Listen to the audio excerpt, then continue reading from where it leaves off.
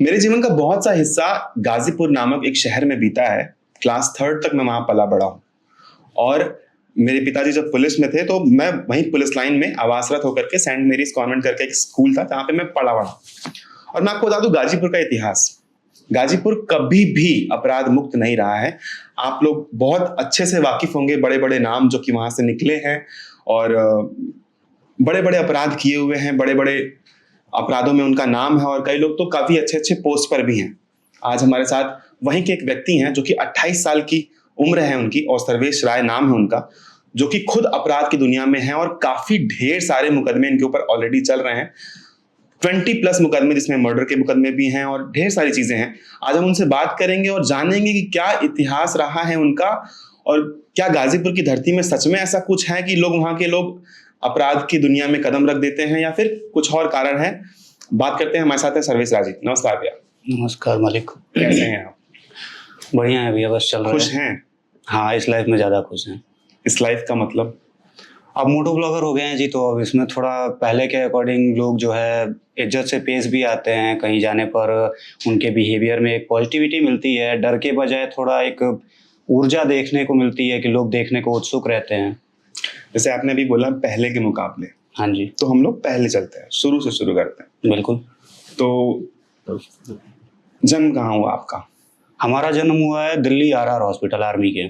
अच्छा जी, army hospital में दिल्ली में पैदा हुए, लेकिन रहने वाले आप थे गाजीपुर के। जी। तो फिर ये अपराध की दुनिया में कदम रखने का कारण क्या था? और उससे भी पहले मैं जानना चाहूंगा कि आपके परिवार की कैसी संवेदनशीलता है?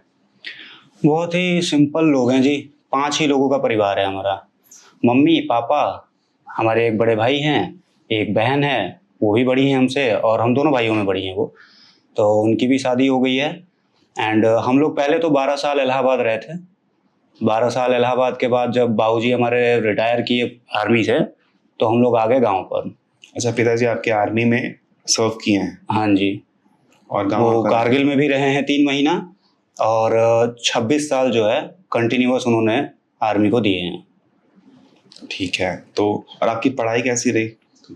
पढ़ाई हमारी हम ज़्यादा कर नहीं पाए। 10th पास आउट के बाद हमें जेल जाना पड़ा। ये थोड़ा शॉकिंग रहेगा हमारे दर्शकों के लिए भी।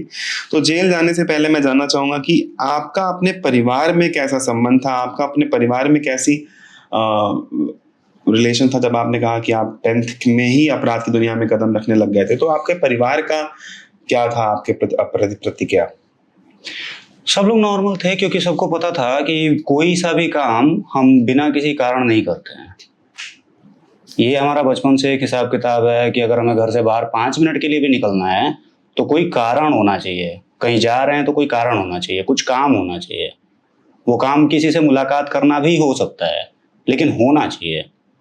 विदाउट एनी पर्पज है भी बस लफाड़ियों की तरह घूमना कभी नहीं रहा। ये तो हमको लगता है कि अक्सर ये एक आर्मी के परिवार में डिसिप्लिन तो होता ही है।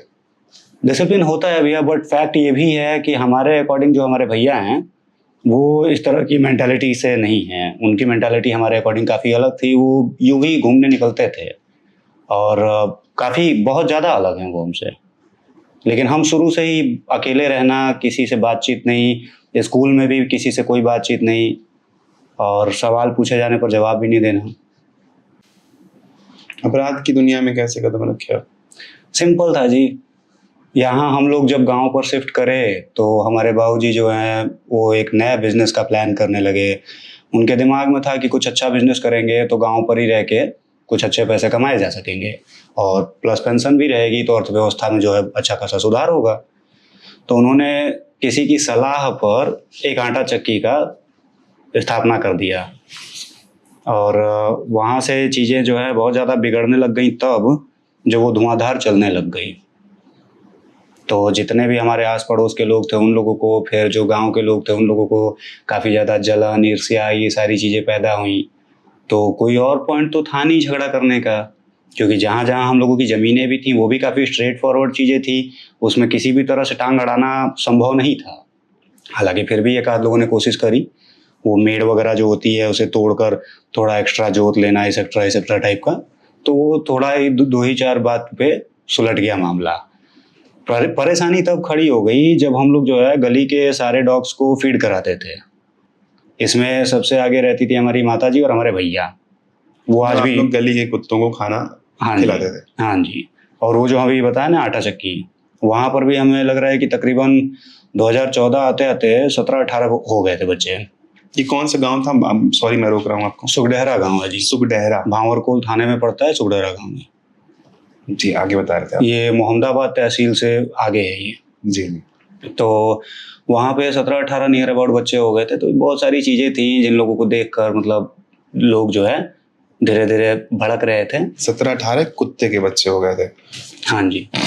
तो उन चीज़ों को लेकर अब गली के जो लोग थे, जो आस पड़ोस के लोग थे, वो विवाद करने लग गए। पहले उन लोगों ने कहा सुनी शुरू करी। जब तक गांव पर भैया थे तब तक तो चीज़ें नियंत्रण में थी, क्योंकि लोग उनसे थोड़ा डरते थे। वो शुरू से ही थोड़ा अलग टाइप का था, तो लोग उनसे थोड़ा डरते थे। तो जब तक वो था तब तक था, मतलब कुछ चीज़ें नियंत्रण में थी। तो विवाद क्यों कर, मतलब वो कुत्ते उन लोग को हार्म कर रहे थे? नहीं नहीं नहीं नहीं, कभी नहीं, ऐसी कोई शिकायत नहीं हुई है, ऐसी कोई शिकायत नहीं थी। तो मतलब वो बेसिकली वो एक जलन की भावना थी कि आप लोग आगे बेसिकली बस उन लोगों को अपनी भड़ास निकालनी थी, भड़ास निकालनी थी सिर्फ कि मुझे तो मतलब तुम्हें बेइज्जत करना ही करना है। तो हमने स्टार्टिंग से 2016 के लगभग मार्च अप्रैल महीने तक लगातार जो है सबसे हाथ वाथ जोड़े कि भाई रहने दो, जाने दो। क्योंकि आपके घर से तो खिला नहीं रहे थे वो लोग। नहीं समझे? मतलब आप लोग दूसरों के घर से तो लेके खिला रहे थे, तब क्यों दिक्कत हो रही थी उन लोग को? होती है भैया, दिक्कत होती है। आप डॉग लवर्स की वीडियो देखिएगा, आपको दिखाई देगा उसमें स्पष्ट रूप से कि मतलब बेचारे जाके कहीं भी खिला रहे हैं, लोग विवाद करना शुरू कर दे रहे हैं। तो हुआ क्या फिर उसमें? तो कुछ खास नहीं, उसके बाद जो है वो लोग विवाद लगातार बढ़ाते चले गए। तो बाबूजी और मम्मी जो है हमारी तैयारी जानते थे वो लोग, हम रनिंग वगैरह बहुत ज़्यादा करते थे, काफ़ी सारी और भी फिजिकल एक्टिविटी करते थे, हम पढ़ाई में भी अच्छे थे। तो इन लोगों ने फैसला किया कि इसे गांव पर रखेंगे तो बर्बाद हो जाएगा ये। तो पहले से ही तय था, 10th पास आउट करने से पहले, 10th के फाइनल एग्जाम से पहले क्लियर हो गया था कि हमें नोएडा जाके कोई काम वाम करना है और इंटर पास हमें करना है प्राइवेट स्कूल से, ये यूपी गवर्नमेंट वाला, चीटिंग वाला, सीधे सीधे कहें तो चीटिंग वाला। तो फॉर्म वगैरह तो हम भर दिए थे क्योंकि हम चीटिंग में इंटरेस्ट नहीं रखते हैं। ये एक हकीकत है, जो लोग हमारे स्कूलमेट्स हैं, जो हमारे बैचमेट्स हैं, वो बढ़िया से जानते हैं कि हम पेपर में फेल होना मंजूर करेंगे, लेकिन नकल करना नहीं।